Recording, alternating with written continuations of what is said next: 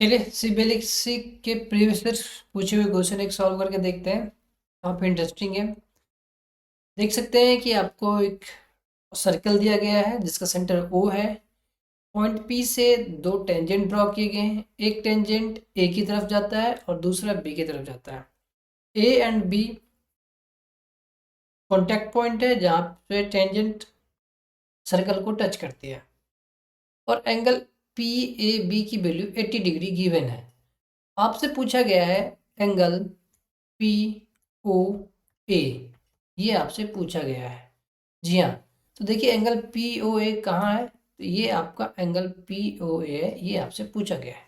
ये क्वेश्चन है, क्वेश्चन समझ लिए। अब इसका सॉल्यूशन देखते हैं। सॉल्यूशन बिल्कुल ही आसान है, सिंपल है, घबराने का नहीं।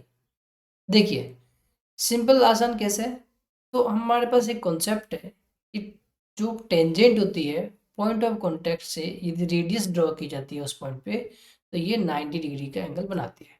इस वजह से ये एंगल 90 डिग्री का हो गया।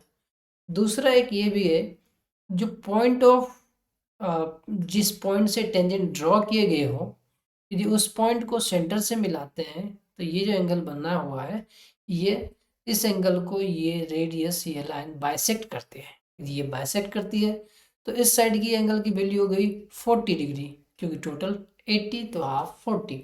जी हाँ, अब आपसे जो पूछा गया sum of angle of triangle की प्रॉपर्टी यूज कीजिए। Sum of all angles of triangle होता है 180 डिग्री।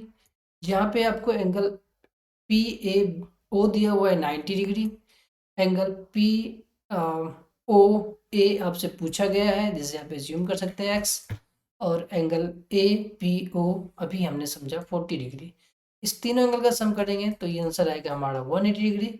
अब यदि हम इसे सॉल्व करते हैं तो ये आएगा 180 माइनस 90 माइनस 40। यदि अच्छे से सॉल्व करेंगे तो ये आएगा 180 माइनस 130 और सॉल्व करते ही 50 डिग्री।